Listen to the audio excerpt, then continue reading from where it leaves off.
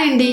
మన చుట్టూ ఉన్న ప్రపంచం, ఈ సృష్టి ఒక గొప్ప ఆర్టిస్ట్ గీసిన బొమ్మలా ఉంటుంది. ఎలక్ట్రిక్ ఈల్స్ని చాలామంది ఒక్కసారైనా చూసుండ్రు, కానీ వాటి గురించి అందరికీ తెలుసు. ఒరే, ఆ చేప షాక్ కొట్టిద్దంట్రా అని చాలామంది చెప్పుకుంటూ ఉంటారు. ఎలక్ట్రిక్ ఈల్స్ గురించి ఈ వీడియోలో మనం తెలుసుకుందాం.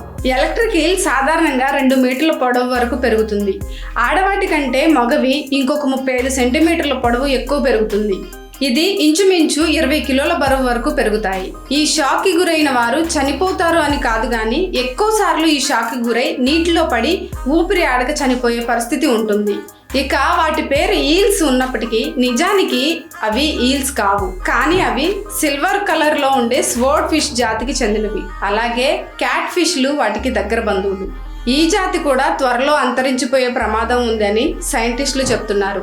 ఇవి వీపుపై ముదురు గోధుమ రంగు, పొట్టపై పసుపు లేదా నారింజ రంగు కలిగి ఉంటాయి. ఎలక్ట్రిక్ ఈల్స్ ఎక్కువగా దక్షిణ అమెరికాలోని అమెజాన్ మరియు ఓరినోకో నది ప్రవాహ ప్రాంతాల్లో నివసిస్తాయి.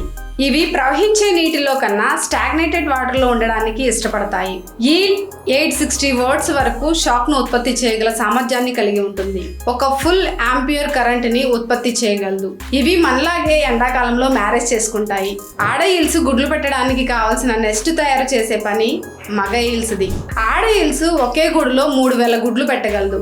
ఈల్స్ పొదగని గుడ్లు మరియు చిన్న ఈల్స్ ని తింటాయి. జువెనైల్ అంటే చిన్న ఈల్స్. ఇవి రొయ్యలు మరియు పీతలను తిని బ్రతుకుతాయి.